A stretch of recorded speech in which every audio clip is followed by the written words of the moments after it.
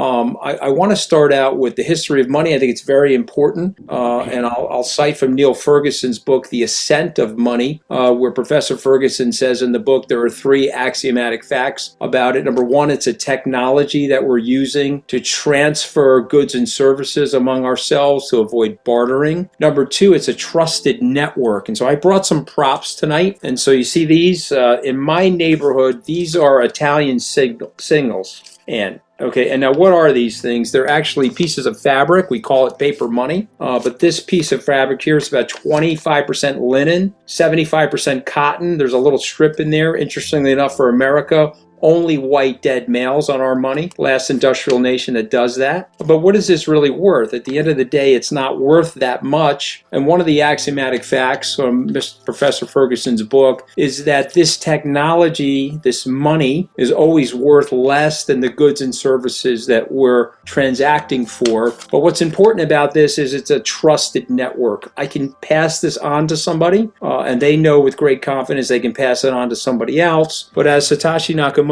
said, or the group of people known as Satoshi Nakamoto, the inventor of Bitcoin, and the group or the gentleman or the woman that wrote this white paper, they basically explained that this money throughout history has been corrupted. And this money throughout history, particularly in the modern era, we've had two big episodic events, 2008 into 9, and now the COVID-19 situation where we're manufacturing this money and it's causing some level of instability in our society.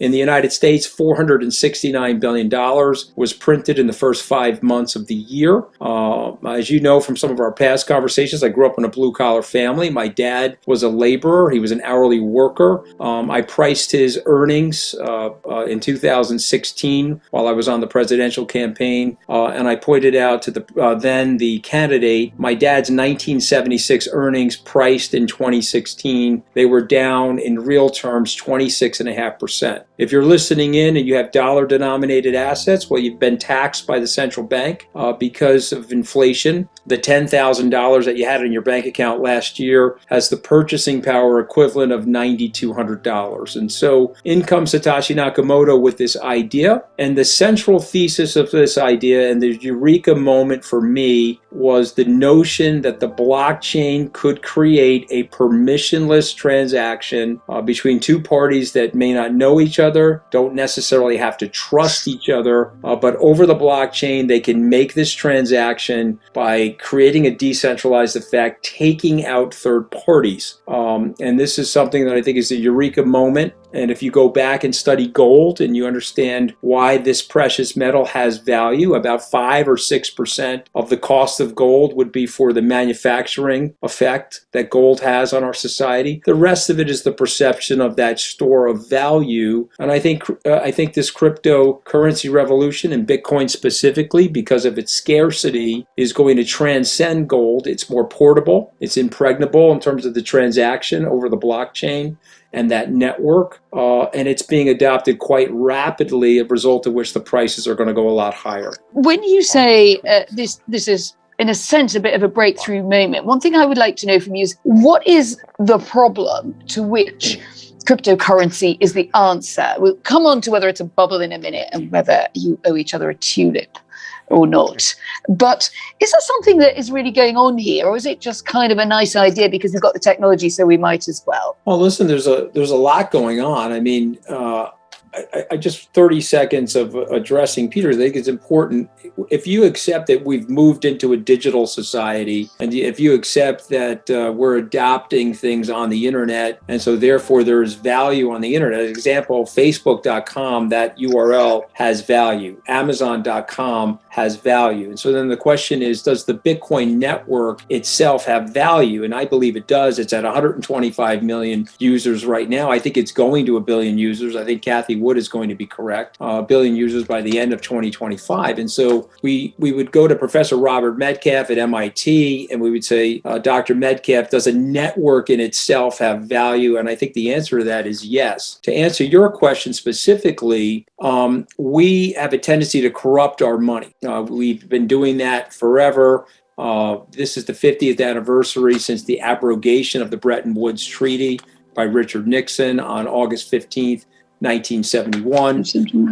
And to Peter, I'll make a point on Peter's behalf. We were measuring these currencies in gold 50 years ago, $35 an ounce for gold in 1971. It's roughly $1,700 or so dollars an ounce today. We've corrupted our money. There's some best-selling books behind Peter about the Great Crash and the overall corruption of money. And I've read those books that Peter has written. I would encourage everybody to read them, because he's explaining that when you start to corrupt the money, every single person on this call tonight has been gypped some way or taxed some way by a central banker as a result of that money proliferation. And so what the Bitcoin is solving for is we can make this widespread. We can have a network of billions of users.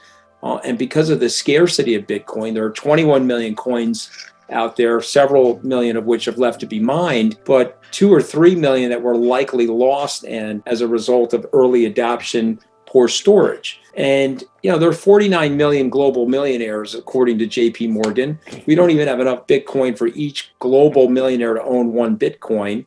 And if you believe that that network has value, Peter is suggesting that it doesn't, because all it is a cryptograph on the internet. But I would suggest that that network itself is very, very valuable. It's a trusted network. And the breakthrough for me is it's a libertarian concept. I have this code. I can transfer it to you as a representation of a ledger. Of the money in my pocket, that's a ledger. This piece of fabric is really not worth anything.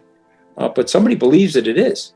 And we have to stop that, because this is being printed now in a massively corruptive way around this. It's like 31% increase in M2 since April of 2020. First of all, the point that we're addressing here about the problem, I agree. Yes, paper money, fiat money is a huge problem, and intrinsically it has no value. The value of that piece of paper that Anthony is holding on to comes predominantly from faith. When we had real money, you didn't have to have faith because you had gold. You had a real commodity, and everybody knew its value because everybody knew what you can do with gold. But fiat currency, people just believe it has value, but it also gets value from the fact that governments declare it as legal tender, and governments require the payment of taxes in that currency. And so there is a natural demand. Nobody wants to go to jail, so everybody needs dollars in order to pay their taxes. And so that's where the value comes from. The problem with Bitcoin, one of the many problems, is its value comes from the same thing. It's confidence. You have to believe that it has value. You have to believe that other people are going to want it. Maybe you have to believe in this network. But at the end of the day, its value is derived from confidence and belief, except you don't even have the government behind it to force you to pay taxes in it. So I think it's much easier for that faith and that confidence to be lost. Bitcoin was the first cryptocurrency. There's now over 11,000 other ones that exist. I mean, who's to say that Bitcoin won't be passé, that some of these other coins will become more popular and people will forget about Bitcoin? I mean, generally, the first mover is not always the last mover. And, I know that, yeah, we're going digital. A lot of things now are digital,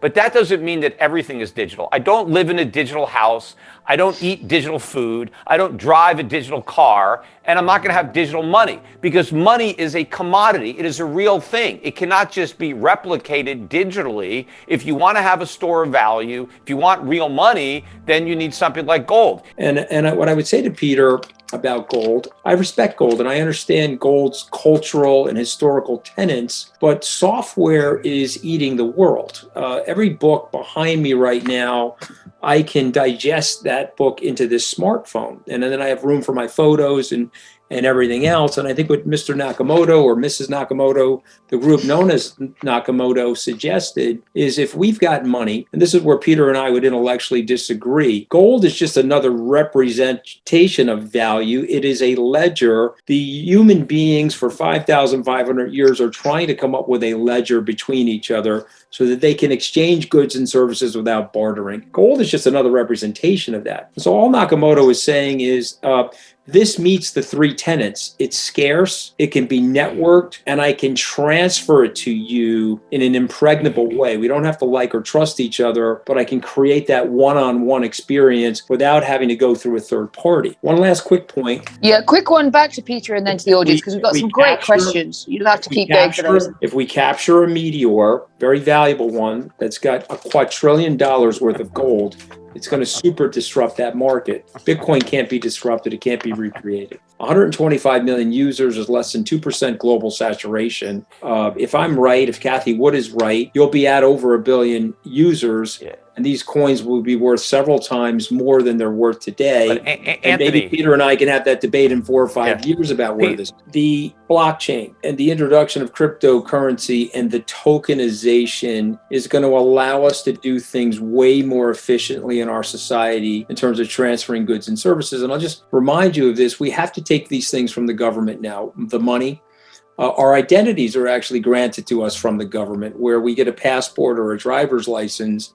But in the world of the blockchain and the concepts of tokenization, our identity actually becomes ourselves, and it can be expressed over that network. And I just want people to think about the magnitude of that and the freedom of that, and the fact that this is so decentralized that it's relatively uncorruptible. And we know how frail human nature is as it relates to corruptibility. So I do think the world has been greatly improved, and I think Bitcoin is here to stay, and it will be a transfer mechanism for value and a store of value, and possibly a global currency over time.